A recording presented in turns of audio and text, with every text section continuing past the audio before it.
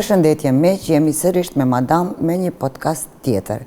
Kësaj rati në studion time është një zonjë shumë e veçantë, e lezetshme, e bukur, e cila ka ardhur me na tregu për jetën e saj edhe për angazhimet në kohën e fundit. Ajo është Majlinda Shaqiri, mirë se erdhe. Mirë se ju gjeta, faleminderit edhe juve për ftesën. Majlinda je poete, je Universitetin e Filologjisë ke kry, prej ardhen prej Medvegjës. Tregom, a ke lind Medvegja, po në Prishtinë, sepse na kena shumë njerëz të cilët i kanë prej ardhje prej Medvegjës. Po, është e vërtet, unë jam e lindur atje, në Medvegjë, pra, atje kam mbaruar dhe shkollën fillore, dhe me njerë pas luftës në Kosovë, në vitin 99, jemi shpërngull, sepse aso kohë Kosova është lirua, por jo dhe gjitha teritoret po i quaj edhe pse tashmë të... Jo edhe Kosova lindore. Jo edhe Kosova lindore. Dhe ne erdhëm si refugjat, ku me pastaj u vendosëm në Fushë Kosovë për të jetuar me familje nga viti 99. Aty mbarova edhe gjimnazin Hivzi Sulejmani në Fushë Kosovë për të vazhduar studimet universitare dhe ato pas universitare në Universitetin e Prishtinës, ku mbaj gradën magjistër i shkencave filologjike. Dhe më thanë, ti e refugjat të njetën, ala e refugjat? Po tash unë ndjej vetën edhe si pjesë të Kosovës, me qenë se ka kaluar një kohë, por pavarësisht asaj, gjysma e zemrës time është në Medvegjë. Sa interesant, në popull autokton në midis të Ballkanit, një popull i cili e ruan historinë e këtij gadishulli, i cili gjithmonë jena një farë mënyrën ikje ose në qapshe shqiptare, e Kosovës lindore, unë jam shqiptare e Malit Zi, edhe jemi të dyja në këtu në Kosovë. Një farë mënyre jemi në vendin tonë, por prapse jemi në vendin tonë, se vendet tona janë ala në okupimin e anëmiqve. Tregom, gjatë rritjes tënde, si e ke një vetin në Kosova? A ke mujt me njëherë mu adaptu si e ri, me njëherë me një vetin si në shtëpi tënde këto? Është e vërtet këtë që po e thua, sepse unë mendoj që pa u definu çështja e shqiptarëve në gjitha trojet tona, nuk do të ketë edhe qetësi në Ballkan. Kur erdha nga Medvegja në Fushë Kosovë, isha nxënëse, gjimnaziste, edhe pse në mesin e shqiptarëve, natyrisht, por prapë ndihesh pak si e huaj, sepse nuk e ke rrethin tënd, nuk i ke njohjet, ndihesh ashtu refugjat. Por me kalimin e kohës, natyrisht u adaptova, tashmë edhe kam krijuar familje këtu. Burrin kosovar? Po, burrin e kam nga Vushtria. Është bërë një lloj i gërshetimi, Medvegjë Vushtri, tradita jo dhe të njëjta. Kisha pak vështirësi të adaptohem me traditat e Vushtrisë, sepse njihen, janë familje tradicionale, janë tradita tradicionale, dhe unë e rritur si një fëmijë në banesë, sepse atje kam jetuar në banesë, jo në shtëpi, kam jetuar me prindërit dhe motrat, dhe pastaj në Vushtri me një familje të madhe u ballafaqova. Atë shtishin me qitë qaj? No, shumë. Qaj, edhe unë jam nusja 7. Mirë shumë, në dhe në 6 kunata. Burri jemi ka 9 vllazër, janë gjithsej 10 vllazër, është familje shumë e madhe. Tash është ajo kontradikta, sepse nga një familje vogël, unë shkoj nusë një familje të madhe. Tradita pak më ndryshe me tradita shumë tradicionale. Por kur ke vullnet, isha dhe e re, natyrisht, kur ke vullnet edhe dashni i arrin gjitha dita i kalosh, megjithse ka pas edhe vështirësi, edhe sfidat ndryshme, përmende çajin. Në familjen time tek babai, ne nuk e kemi konsumu çajin në atë mënyrë siç konsumohet këtu në Kosovë, tashmë. Këtu ka ceremoni çaj, po. Po, jo. Për mua ka qenë diçka e re. Shumë e vështirë në shikim të parë, si ta bëj tash këtë. Pastaj ishte familje e madhe dhe natyrisht nusja duhet të shërbej çaj 3 herë, 4 herë deri në 5 herë në ditë. Tash kur tregoj, tash më duket krejt në rregull, por aso kohë për mua ishte e vështirë. 5 herë në ditë me qitë çaj një nuze e cila nuk i përket asaj tradite, atë një mëshin kunata, 6 kunata. Kem pas bashkëpunim shumë të mirë me kunata, me vjehri tashmë nuk jetojnë, janë të ndjerë, uroj të prejnë parajs, sepse kem pasur bashkëpunim dhe marrëdhënie shumë të mira, sepse kur jeton në familje të mëdha, në qoftë se nuk ka bashkëpunim është vështirë ti përfundojsh gjitha ato punë që presin prej teje, duhet me pas gjithsesi një bashkëpunim të mirë dhe unë jam e kënaqur. Kush i prin këtij bashkëpunimi të grave në veti? Se pesha jo kohëve të fundit, po në përgjithësi kemi një tendencë me thonë që gruaja për gruan është anëmiku më i madh. Kush i prin këtij bashkëpunimi ose kësaj qasjes pozitive të mes grave? Thuhet ashtu, gruaja për gruan është armiku më i madh, ndoshta në këtë botën moderne, është ajo konkurenca e madhe, janë edhe këto rrjetet sociale, ka edhe shumë faktorë tjerë, po nëse tash kthehem, sepse tash mundi kam dikon afër 20 vjet martese, edhe nëse kthehem në retrospektiv mbrapa, është vjehra ajo e cila i ka pri bashkëpunimet, edhe është grua. Do të thotë vjehra ka qenë ajo e para dhe gjithçka në bashkëpunim me vjehrën dhe me kunatat tjera kemi ardhur deri tek secila ka pas nga një detyrë se çka ka me kry. Edhe në raste kur kemi pas mysafir shumë, gjitha kanë marrë pjesë në punë. Natyrisht pjesa e shërbimit i ka taku nusës, siç isha unë në reja aty. Po punë tjera do të thotë i kemi bërë bashkarisht. E tash nuk e di se cili ka të kundërvështrimin e vet, po nëse e marrim atë medaljen e mirë, sepse secila punë ka 2 anë të medaljes, unë çdo herë nis na ka haja e mira. Dhe nuk dua shumë të fokusohem te medaljet te anën tek ana e keqe. Mendoj që duhet me pas secila gjë edhe pjesën negative dhe pozitive për të na mësuar neve diçka, por si një vajzë intelektuale e cila ka investuar në shkollimin e vet, avancimin edhe për të mirën e kombit vet, ti si nuse e cila ke qitë 5 herë në ditë çaj, si e ndje? A unë ishe ma inferiore apo ma superiore në raport me punatat e tjera? Është interesant se me njerëz kur rri, tek ata që nuk më njohin, sepse ajo pjesa dërmuese që më njeh për shembull e din këtë.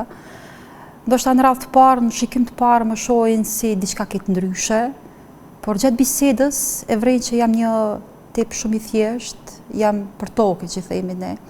Asnjëherë nuk e kam di veten si as inferiore, superiore, jo se jo. Për mu ka qenë një risi e re që unë jam ballafaqu me diçka të re që nuk e kom pa më herët, edhe ka qenë interesimi se ta përveçsoj si zanat, se edhe shërbimi i çajit ka një farë etike, një farë estetike, është një farë bukurie, edhe aty ka bukuri. Edhe natyrisht si fillestare, unë nuk e kisha atë bukurinë si që bënin tjerat, edhe jam mundu që ta përveçsoj sa më shumë që të ndajnë të kënaqur familja me mua. Fokusim ka qenë aty që të tjerët të jenë të kënaqur me punën që unë bëj. Pjesa e shkollimit, ajo ka qenë diçka që unë e kom pa më takon mua. Dhe ka pasur raste me net të tëra kam qëndruar zgjuar për të vazhduar studimet, për të edhe mbas martese. Edhe mbas martese, unë masterin kam vazhdu mbas martese. U martova e re, mandej u bëra nën shpejt, po nuk e lash anash pjesën e shkollimit. Shkollimi ka qenë diçka që unë e kam dashur me shpirt. Dhe atë që dua me shpirt, dua ta bëj se s'bën. Herët avon, nuk i shkëputem. Nuk ka qenë martesa një ndales për ty për me vazhdu mu zhvillu si personalitet? Jo, për krahjen e kam pas prej bashkëshortit, prej familjes, vetëm se natyrisht që e ka qenë një ngarkesë për mua. Ti bësh gjitha punët e shtëpisë, me gjithë shka që shkon, si nuse, thash u bëra dhe nëndë në moshë të re, kisha edhe djalin e vogël, për kujdesën për djalin, edhe kur përfundonin gjitha punët, gjithë flenin, unë e risha zgjuar me libra në dorë, dhe ndoshta kjo ka qenë ngarkesë, sepse kam flet shumë pak. Po kam pas atë qëllimin, synimin tim që të përfundoj studimet, të përfundoj me notë të mirë, jo vetëm të përfundoj thjesht, po thjesht të përfundoj dhe të marr dije. Dhe ka pas rastin që brenda një semestri unë e kam përfundu gjitha notat. Do thot për një semestër e kam përfundu vitin, as i thuhet, si ka qenë atëherë. Shumë vullnet i madh vjen duket. Shumë vullnet i madh. Më pastaj gjatë kësaj periudhe unë edhe lidha marrëdhënie pune, fillova dhe të punoj. Po gjithsesi mos më shko te puna, po duhet të pyet te Nusria, më ka met edhe një pyetje për ty. Se unë kur kam marrë në Kosovë dhe e kam përjetuar ceremoninë kur e knojnë nusen, gratë e shtëpisë, kur shkon te burrit, nesrit, atë masnërisje dhe zi, kur shkon ajo ceremonia, kur gratë e knojnë nusen me defa. Edhe qysh mundohen me ja ul egon atë tekstet aty në këngëve mu më kanë bërë përshtypje shumë. Si ke përjetu ti, a i ke përjetu? Njëta gjë, më kanë bërë përshtypje edhe mu shumë dhe janë tekste, ndoshta edhe nuk janë të mira, po aso kohë... Asa i thojnë bulizim, taman bulizim. Bulizim tash që më përdorët, po aso kohë nuk ka qenë trendi që pojnë tash trit. Ska ekzistu kjo shprehje, po... Vërtet është një farloj bulizimi. është një farloj bulizimi. Si të ka ardhë kur ke qenë veshën nuse e ti ka kënu ato këngë? Kanë qenë tekste që tashme ti du të shërbesh gjithve, ty nuk pyet askush asgjë, thjesht si rob që kanë thënë, kam përpara. Ti djallit tonë si vjen as te koma, as di që është diçka janë qështa. tekste. Janë do tekste bajagi në nçmuse për nusen. Po, sidomos nëse vjen për një kulturë tjetër është pak e rëndë. Atë ka ardhë dhe ty rëndë. Pak e rëndë, po nuk jam fokusuar shumë. Dashnia nuk flerë me pa. Absolutisht. Edhe e kam ditë thjesht është këngë. Unë e thash jam një tip njeriu që ndoshta e merr me humor. E marr me humor, me sportivitet, se po thonë tash ka trit. Dua ta shoh jetën vetëm nga këndi mirë. E dim se nuk ka lula, është bardhë zero, jenë të ndryshme, por nëse ti ke një qëllim të mirë për ta realizuar, qoftë në mirë të familjes, në të mirë të shoqërisë, të popullit dhe të kombit tënë, në fond, po e them ashtu, duhet të fokusohemi vetëm se si të arrijmë deri tek saku, të përdorim metodat më të mira të mundshme, jo dhe gjithçka. Dhe ti kur je i fokusuar në këtë drejtim, ty nuk të bjen mend se kush çka thot, atë bullizon, as bullizon, sepse fundja nuk i bjen tamam askujt. Ashtu është. Edhe kjo është ajo ndoshta që e kam të i kalu pak më lehtë. Bukur shumë. Ke vazhdu me marrëdhënie pune? Je punësu me njëherë? U punësova në vitin 2008, do të thotë, ashtu ishte nëse s'gaboj 2008-a. Fillimisht pa ta punuar si sekretare e KFOR-it të forcave të qarmatosura ekonomat e zahme në kampin Plana në Smrekonic, ishte KFOR-i francez. Dhe aty pata fatin, ashtu si me një lloj humori të lehtë, kaloja, edhe po më tregon shoku, thot, këtu janë të spostuar forcat franceze, edhe unë mbaja një CV në çantë pas studimeve që përfundova, e mbaja një CV thjesht, sa ta kem aty. Dhe nëse kaloj dikun, pse jo ta dorëzoj? Edhe ishte një moment i dur, po dhe ndoshta fat, thot, këtu është KFOR-i francez, dhe më prit ndalo se kam edhe një CV t'ju dorëzoj. Po ku shkonoj grua, thot, s'ke nevojë, jo, në thash, po dorëzoj. Edhe më kujtohet, e dorëzova te gardiant, beson zot, po atë ditë më kanë ftu në intervistë. Unë shkaja te nëna, sepse familjen e kisha në fushë Kosovë. Edhe ta erdha te prindrit, me nejt, ashtu si më të pame. Po më thret një numër i panjohur në telefon, a jeti? Po, të vish një intervistë. Pak u nervozova se erdha me nejt. Po. Edhe pata fatin që të filloj aty si zëvendësuese, kërkanin shpejt e shpejt me urgjencë një punëtore, për shkak se ajo që kishte punu ishte në pushim të lindjes. Përvoja ime e parë me ndërkombëtarët. Ishte një diçka prapë e re për mua. Nganjëherë mendoj që ndoshta natyra ime është e formuar e tillë që të sfidohem me gjëra të reja, por kam mësuar shumë. Kam mësuar shumë. Edhe përveçsoa gjuhën franceze, sepse unë përfundova studimet në gjuhë frenge. Kisha komunikimin aty, dhe më kujtohet shumë i mirë dhe qesh sot kur i kujtoj disa gjëra. Erdhi përkthyesi, më përkthante për intervistën. Edhe unë po e shikoj një farë djalë ashtu elegant. Thash me vete, ky më përkthy. pse këmë më përkëthy, po në kam studiu, nuk ka nevoj. I thash vullnet vetës. Dhe ndoshta është e forca e brendshme një gruaje, kur ti në fundit, nëse ti nuk jap vullnet vetës, mos prit që t'japën të tjerët. Edhe në qoftë se unë do të tha, ja, po, kam nevoj për përkthim, atëherë do ta kisha ullë atë vlerën time si profesioniste. Edhe rrezikova. Thash, jo, nuk ka nevoj, flas vetë. Edhe ja dola vetë. Aty punova një vjetë, sa mra si zavansuse, dhe më pastaj në vitin 2011 lidha marrëdhënia me Ministrinë e Administrimit të Pushtetit Lokal, ku jam edhe sot aktualisht. Edhe aty fillova si përkthyese e gjuhës sarbe në gjuhën shqipe. Edhe mandej sfida tjetër. Sfida tjetër. Shto shkon jeta sfida. Po ti në ndërkohë i e bonon në 3 djemve edhe në ndërkohë i ke botu 3 libra. Po, kam 4 libra të botuara, të 5 e kam në dorëshkrim, tash ngelet edhe ai të botohet në vitin 2026, tash që po vjen. Jam një person që më pëlqen shumë punë për një herë të bëj, nuk mjaftohem vetëm me një punë. Jo pse më thot dikush, po thjesht më duket që nuk bëra gjë. E kuptoj, janë ato angazhimet e shtëpisë si gjitha gratë që i kanë, ato janë të domosdoshme, por në kohën e lirë, unë çdo herë kam pas pasion shkrimin. Kam shkruar dhe që nga mosha shumë e re, po në pamundësi të botimit kanë ngel në dorëshkrim. Dhe kur erdhëm tash po kthehena prapë tek Medveqa, kur u shpërngolëm nga Medveqa, 2 prindërt e papunësuar, unë jam fëmiu i parë i familjes, kam 2 motra dhe vllaun, dhe t'jetash në periudhën e vitit 2000 me 2 prindë të papunë dhe fëmijët të shkollohen, ka qenë kohë një sakrificë e madhe. Por kam shkruajt dhe i kam bajt, sepse e kam pas besimin e plot që do të vi dita dhe do t'i botoj. Kur s'kam kërku ndihmë prej askujt, po ajo ditë eci shumë larg, u vonua shumë deri në vitin 2020, kur mora guximin të botoj librin e parë. Dhe para se të botoj, fillova të konkuroj në konkurse letrare për të vlerësuar poezia, sepse e dim që sot ka shumë botime, ka shumë prurje, ndoshta edhe nuk jam kompetente të flas për vlerat e tyre, por kemi në treg gjithçka. Dhe audienca jon, shoqëria jon lexon gjithçka. Atë çka ne i servojmë, atë lexon. Ndoshta shumë pak lexon vlera.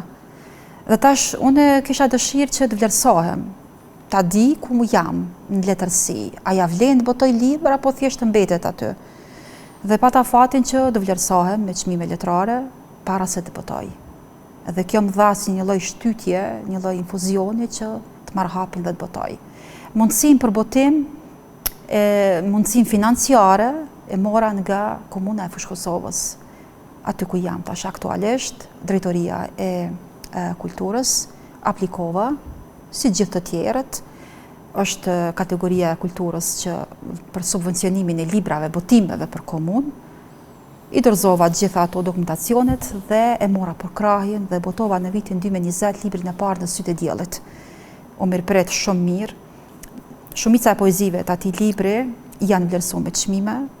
Njëri ndër ta është edhe janë epike apo lirike? Janë poezi. Epike apo lirike? Lirike. Janë poezi lirike, po që janë në dedikim të shoqërisë. Janë poezi sociale. Advetare. Unë shumë pak shkruaj për dashurinë. Më duket se është diçka që shumë kush shkruan dhe nuk e dim, duket shumë e thjeshtë. Jam e prirë të hulumtoj misterja, mistikën, misticizmi, simbolizmi. Nuk këto kanë qenë, sepse jam frymëzuar shumë nga autorët simbolist, sidomos nga letërsia franceze. E dim që letërsia franceze është djepi i kulturës. Meqense edhe kam studiu, andaj edhe kam marrë motivet shumë nga aty. Mua më preokupon gjendja aktuale, aktualiteti, dhe ajo çfarë tek poezitë e mia përçoj janë mesazhet. Dhe kryesisht janë mesazhe pozitive. Po ashtu është edhe pjesa tjetër që unë ja kam kushtuar atë dashurisë. Kam botu vëllimin komplet Zërin për ty Medveq, është vlerësuar jashtëzakonisht mirë edhe në Tiranë. është vlerësuar mirë edhe në Morgat, është libër që është ribotuar 3-4 herë, ka pas shumë kërkesa për atë libër. Shumë bukur. Poezi po ashtu, po? Po, janë poezi adhetare. Unë kam shkru për figurat e kombit, unë po e quajt kombit, sepse edhe Medvegja ka dhënë shumë heranj, ka dhënë intelektual. I njohim duke filluar nga Idriza Jeti, akademiku i parë, pastaj ka qenë edhe kryekuvendari i parë i Republikës Kosovës në atë kohë. Deri tek Florim Brushiti, i rëndëshmor, Zenel Hajdini e shumë të tjerë, kam dedikuar shkrime vargje me të vetmin qëllim që të mos harrohen. Dhe po ashtu kam lënë dhe mesazhe që populli duhet të jetë bashkë dhe të ndihmoj trojeve që tashmë janë jashtë kufive. Dhe komplet mesazhi i librit është ky. Dhe unë pata nderin që këtë vit me 27 nëntor, një ditë para feste, të promovoj në Tiranë pikërisht këtë libër.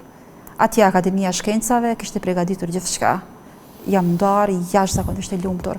Figura ndër më të shquarët, duke pasur parasysh që aty në mesin e gjithë të tjerëve ishte edhe ish-presidenti Alfred Moisiu, për mua ishte një ndër jashtëzakonisht e madhe.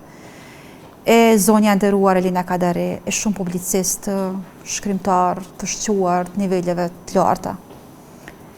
Më pastaj kam vazhduar me botimin tjetër, Mozaik Qendrese. Është një botim edhe ai i vlerësuar shumë mirë. Dhe së fundit, këtë vit kam nxjerrë në dritë botimin më interesant, që dallon, veçohet prej këtyre 3 botimeve tjera, është në suaza psikofilozofike. Ju e dini emrin tim, por nuk më njihni mua. Është pikërisht për gjithë auditorin. Kjo qenë ka për të gjithë të famshmit. Për të gjithë mund të gjejnë veten nga pak. Ja, unë mendoj se kjo është një farë lloj që po më vjen emni, se tash mendimi është shumë i lirë, por në këtë rast, prej titullit që ka mujë me kuptu, ka të bëjnë me këta rrjetet sociale, që ka paraqitemi dhe që ka në fakt jemi na. Është edhe kjo. Ideja ka qenë që pikërisht kjo bullizmi, që thuani. Ne, sidomos vlerësohemi jo në atë si çfarë jemi, por na shohin dhe na vlerësojmë ashtu siç ne dukemi. Po, nështë çka na paraqesim. Çka na paraqesim. Dhe aty jam mundu ta gërshetoj këtë pjesën që duhet vlerësohet vlera, jo të vlerësohet pamja. Jam i thtarë asaj. Ndoshta për shkak se kam kaluar në për peripeti të shumta. Nuk është pamja vlerë. Nuk është pamja vlerë. Pse? Nuk është pamja vlerë, është një vlerë, po jo vlerë e cila duhet ty të trajtoj në mënyrë më të veçantë. Ne jemi të dëshmitar të kohës, sa njerëz me vlera nuk vlerësohen dhe nuk respektohen. Vetëm pse ndoshta financiarisht nuk qëndrojnë mirë, vetëm pse ndoshta nuk e ka një prej ardhje të pasur, sot po mbizotron paraja. Edhe unë jam kundër kësaj. E mirë është paraja sepse na shërben gjithëve, por jo edhe për paraja të blej gjithçka. Paraja sot e blen diplomën, paraja e blen famën, paraja e blen dijen, paraja e blen pozitën, gjitha ti blen paraja. Bukurin ta blen paraja. Mi bo falso. Unë jam kundër këtyne. Dhe jam mundu që përmes vargjeve, të paktën aty sa kam pas mundësi, të ngrenë pak vlerat njerëzore në radhë parë, vlerat morale në radhë dytë, dhe vlerat e arrira me mund. Jo gjithkush mund të bëhet. A është vlera morale diçka që duhet mu vlerësu? Për cilin moral jena të folë? Po flasë për moralin e integritetit, po flasë për një moral në përgjithësi, sepse sot shofim, jam inspiruar nga shoqëria sot, thashë më preokupon realia, kjo që ne jetojmë sot. Sot bëhen gjërat të ndyta, ke shumë mashtrime, ke shumë falsifikime. Nuk është moral kjo. Unë jam fokusu ma tepër tek e përgjithshmja, duke mos u ndal tek e veçanta, sepse aty secili mandej e gjen veten e vet. Po, vetëm sistemi i vlerave ka ndryshuar me kohën edhe po ndryshon çdo ditë. Nuk është i fiksuar, nuk mendoj që njerëzimi e ka pas ndonjëherë të fiksuar sistemin e vlerave, po as sistemin moral. As normat e moralit nuk kanë qenë gjithmonë të njëjta. Ku po shkon kjo shoqëri? Ndaj cilave vlera dhe ndaj cilit moral? Sipas këndvështrimit tim, çdo herë Nuk do të thotë që mund të pajtohen gjithë me mua, sepse mendimi është i lirë, sidomos sot në botën demokratike, por po flas prap nga këndvështrimi im, ndoshta edhe nga rrethanat e mia, se si jam rrit dhe si jam edukuar, sepse gjithçka këtu nga pak e ka atë vlerën e vet dhe e ka ndikimin e vet. Thash, kam kalu në për rrugë shumë të vështira, në për peripeti shumë të vështira dhe kam arrit t'ja dal. Çdo herë duke u nisur nga vlerat. Kjo shoqëri sot, sipas këndvështrimit tim, më tepër po vrapon pas antivlerave, duke janë shkaluar vlerat. Unë thash, sot të jesh në botën e një biznesit, në më thënë gjithçka nuk ka vlerë, jo çdo herë ka vlerë, po më tepër po kemi ashtu, si po quajnë tash, të kamufluara, maska, prapa një skene që ty duket shumë e bukur, që ndrën diçka kete errët, dhe neve në ekspozohet si e tillë.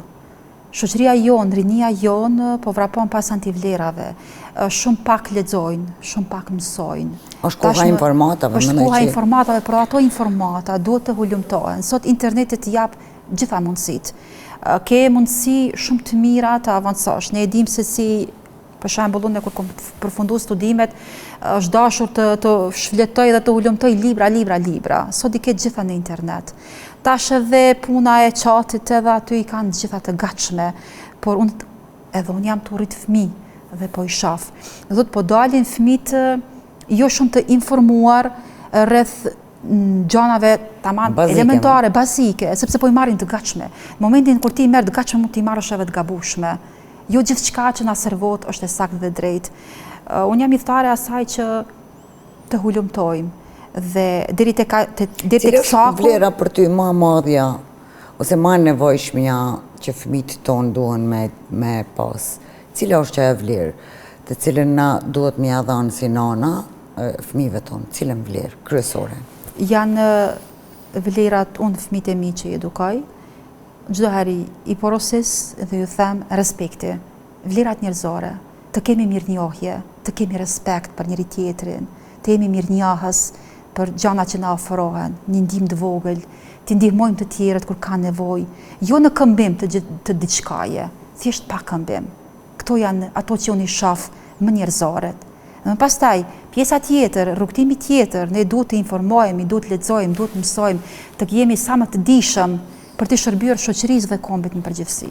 Sepse nëse ne marrim gjithçka të servuar, neve na servojmë edhe gjana që janë dëm të shtetit ton, na vinë gjëra që janë të dëmshme, nëse ne nuk i njohim, atëherë ne i marrim të tilla dhe çfarë bëm as.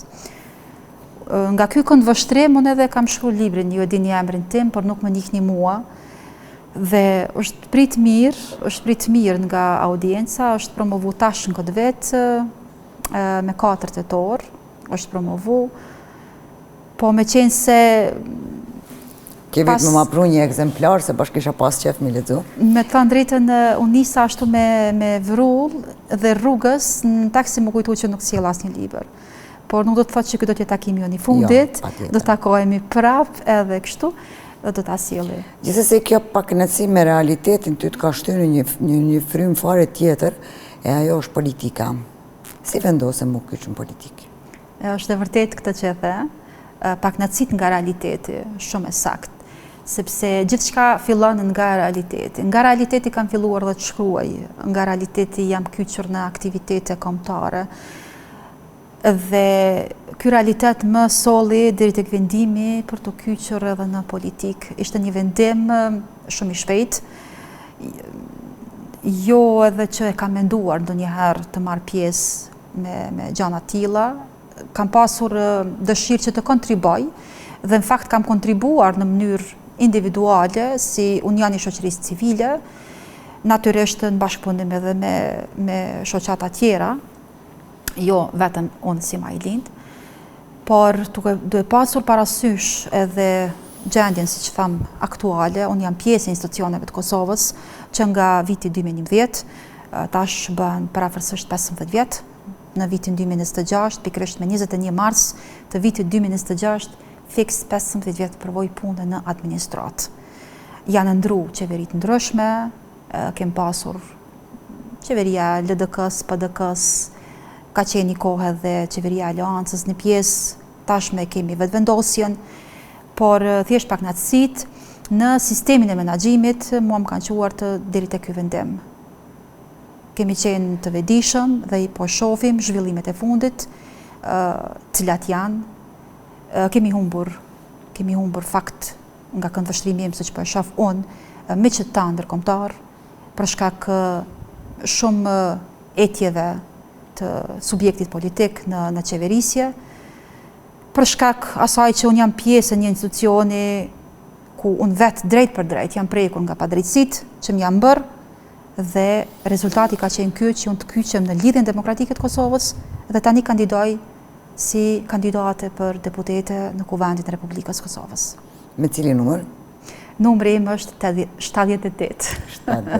Jam e 78 në listën e fitores, po shpresojmë sepse vetë slogani Nëse unë jam publik edhe nëse do të kishe dashur me të pa ty në parlament, në parlamentin e qeverisë re që do të ndërtohet në 2026.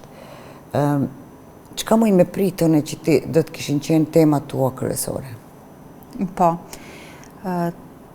Arsyeja pse jam fut garës dhe unë jam mirënjohës dhe shumë falendëruese degës Lidhjes Demokratike të Kosovës, të Fushë Kosovës, të cilët më propozuan dhe më votuan unanimisht që të jem edhe unë njëra prej kandidateve, pavarësisht asaj.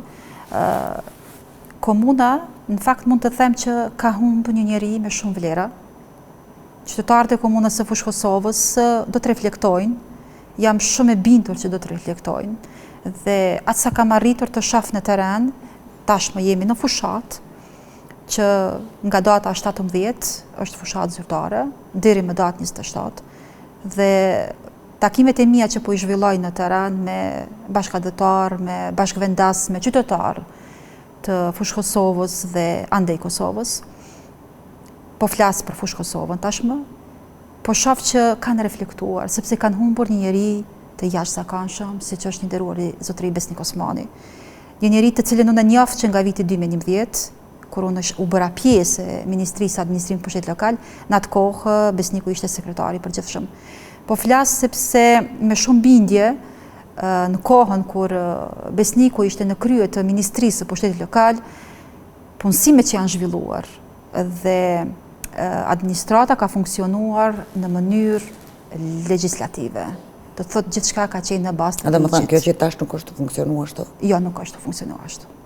Jemi dëshmitar të asaj, konkurset që janë hapur tashmë, ishte periudha e konkurseve gjatë verës, unë jam vetë njëra ndër ta që jam munduar të avansoj pozitën time, 15 vjet profesionale, dhe natyrisht që kemi të drejtë, secili prej nesh e kemi një kualifikim, e kemi një provoj dhe tentojmë të avansohemi në pozitë. Unë nuk arrita të avansojmë në pozitë. 5-6 konkurse. Pse? Sepse secili konkurs që ka qenë i parapam, ka qenë dhe njeri u pas ti konkursi. Do thotë, kanë qenë me emra të caktuar. Dhe kjo është, do thotë, keq përdorim. Kjo është keq menaxhim. Dhe nuk mund të flasësh për meritokraci. Nuk kemi meritokraci. Prandaj thash të vlerë. Edhe kjo është një vlerë. E shef? Prap kthehemi tek vlera. Edhe unë po them, Fushë Kosova ka humbur një vlerë. Ka humbur një vlerë, ka humbur figurën e Besnik Osmanit, të cilin tash uroj ta shohim së shpejti, uroj dhe shpresoj shumë të jetë njëri ndër deputetët e Republikës Kosovës, sepse me të vërtetë është figurë meritore me shumë vlera. Po si shef grunë politik në Kosovë? A është vendimmarrëse apo është vetëm me plotsu kuotën? Gruaja në politik duhet të jetë vendimmarrëse, jo vetëm të plotësoj. A është poves? Jo si duhet të jetë? A është? Deri më tash ndoshta edhe nuk ka qenë, është konsideruar si një kuotë, si një numër, por shoqëria jo ne, fakt ne femrat duhet vetë të jemi ato të cilat nuk duhet t'ja lejojmë dikujt të na shef si numër.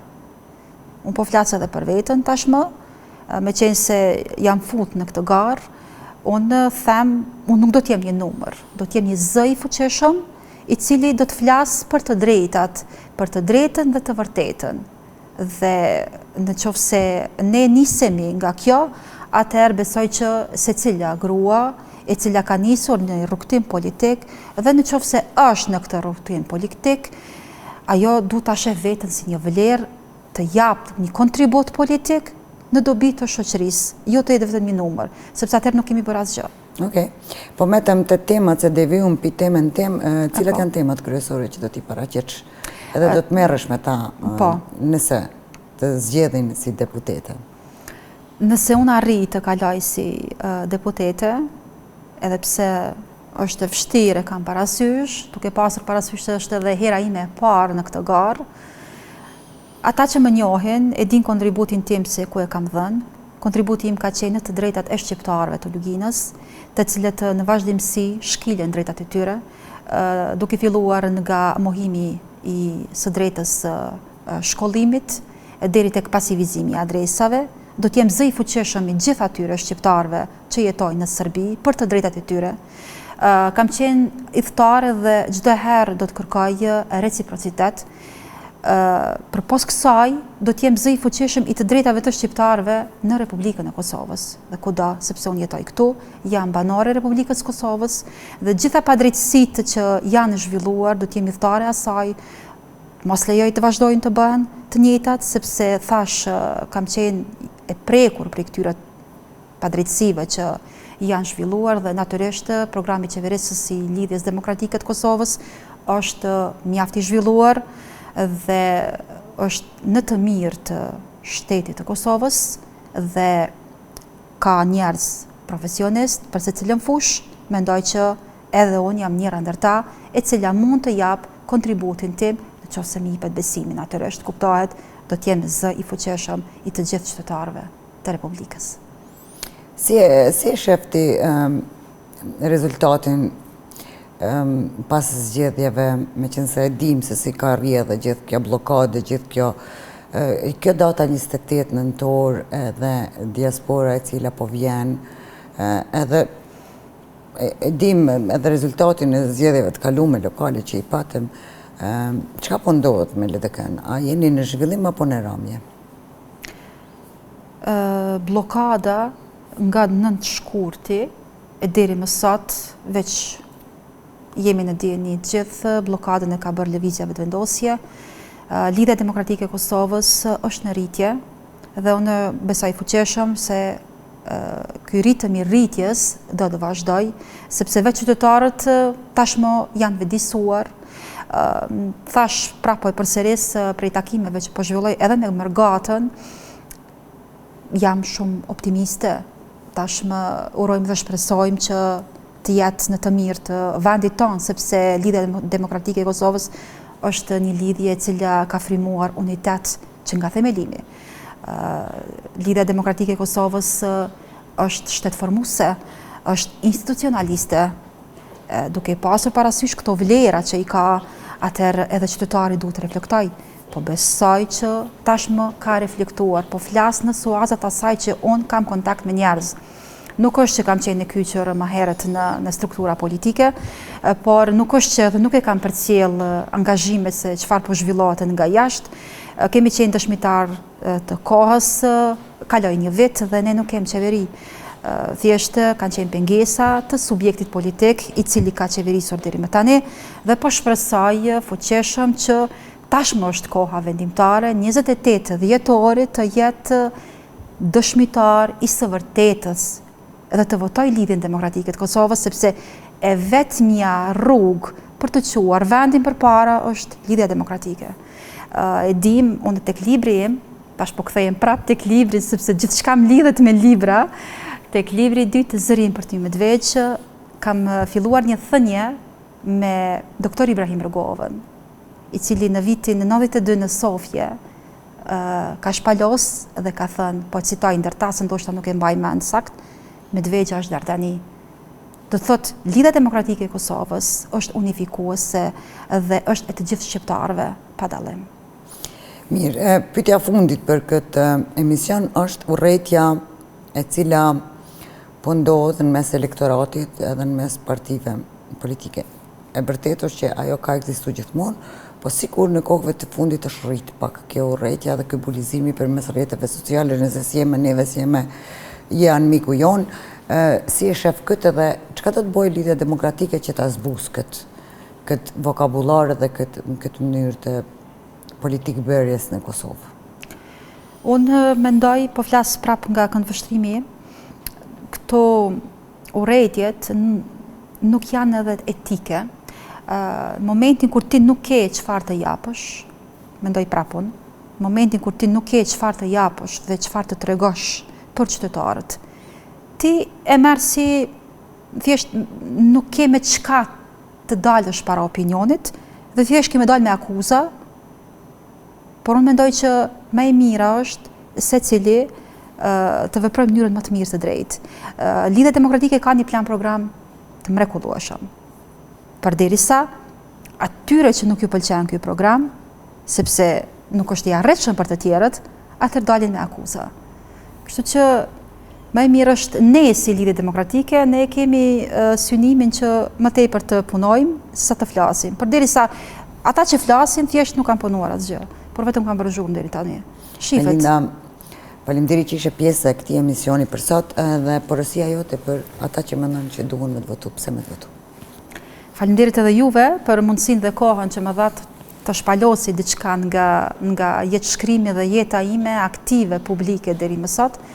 Po, unë i ftoj të gjithë qytetarët e Republikës së Kosovës, ftoj mërgatën tonë, sepse është pjesë e jona, ka kontribuar në periudha dhe më të vështira të kohës, po kontribon edhe sot. Të reflektojnë dhe me datë 28 të gjithë masovikisht të dalin dhe të votojnë, ta shfrytëzojnë të drejtën e tyre. Por, para se të shkojnë të kutia e votimit, unë edhe njëherë bëj thirrje të mendojnë sakt dhe drejt për të ardhmen e fëmijëve tanë, sepse një vot është një ardhme. Dhe përveç kësaj, natyrisht të shfrytëzoj rastin që përmes ekranit tuaj televiziv të bëj thirrje, po ashtu të votojnë dhe numrin 78 me emrin tim, sepse unë jo vetëm që premtoj, por unë jam ajo që edhe punoj. Dikush e shef punën e kandidaturës sikurse një pozitë. Unë them që të jesh deputet në Kuvendin e Republikës Kosovës është një mision i shenjtë. Duhet të kesh një mision dhe për të realizuar atë mision natyrisht duhet të marrësh besimin. Dhe unë ftoj të gjithë qytetarët e Republikës Kosovës pa dallim, si dhe bashkëvendasit e mi nga Presheva, Medvegja, Bujanoci, të më japin besimin, sepse tani është koha dhe momenti i duhur që të tregohet për krahja masive për zërin e fuqishëm në Parlamentin e Kosovës për të drejtat e shqiptarëve kudo. Faleminderit Majdinda. Faleminderit edhe juve. Miq, kështu mbredhem deri në fund të këtij emisioni. Unë e dini ju, bukurinë time kujdeset miliona estetik. Ajo gjendet në fund të rrugës B. Mund ta gjeni në Instagram, e keni Instagramin afishuar poshtë ekranit televiziv, atë mundeni mi pas terminin e juaj. Deri atëherë ju duheni me qenë të butë me veten, shumë të kujdesshëm me të tjerët. Mirupafshim.